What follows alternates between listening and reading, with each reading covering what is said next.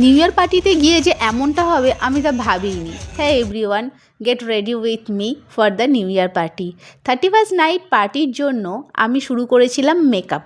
Generally এই ধরনের makeup video আমি কোনো দিন করিনি, বাট এই দিনটা ছিল স্পেশাল, তাই তো শুরু করে দিলাম ভিডিও শ্যুট করা।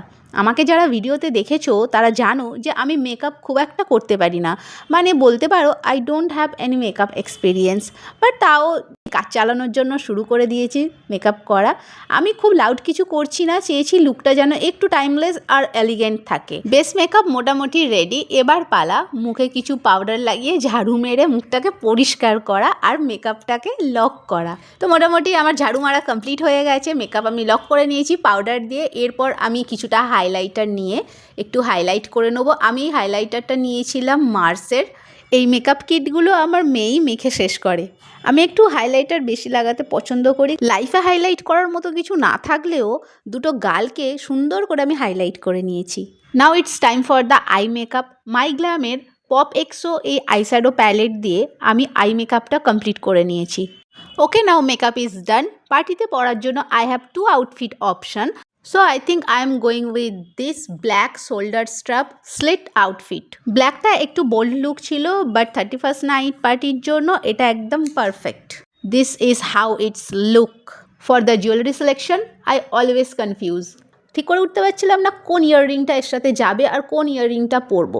তবে ড্রেসটাকে হাইলাইট রাখার জন্য আমি খুব মিনিমাল জুয়েলারি দিয়ে আজকের সাজটা কমপ্লিট করলাম। I am not doing anything with my hair, just একটু সিরাম স্প্রে করে চুলটাকে খোলা রেখে দিয়েছিলাম, क्योंकि खुले बाल मुझे बहुत अच्छे लगते हैं। এত কষ্ট করে চুলটাকে লম্বা করেছি, একটু তো শো অফ করতেই হয়, তাই না? লিপস্টিকের শেড নিয়ে একটু চিন্তায় ছিলাম, বুঝতে পারছিলাম না কোন কালারটা আমার এই আউটফিটের সাথে ঠিকঠাক যাবে।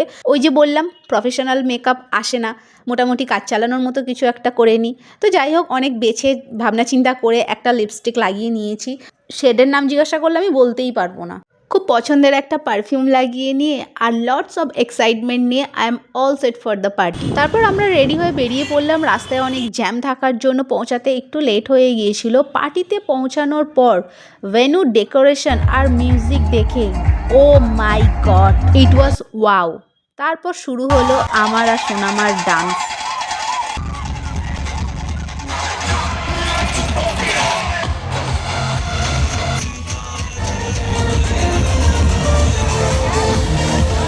ঘড়ির কাঁটা যত 12টার দিকে এগোচ্ছে, আমাদের এনার্জি লেভেলও পাল্লা দিয়ে বাড়ছে। When the clock finally hits 12 a.m. and the magical moment comes and we enter in 2026. চারিদিকে ফায়ারওয়ার্ক শুরু, পুরো আকাশ ভরে গেল কালারফুল ফায়ার ক্র্যাকারসে। নিউ ইয়ারকে ওয়েলকাম। আপনাদের সকলকে জানাই হ্যাপি নিউ ইয়ার।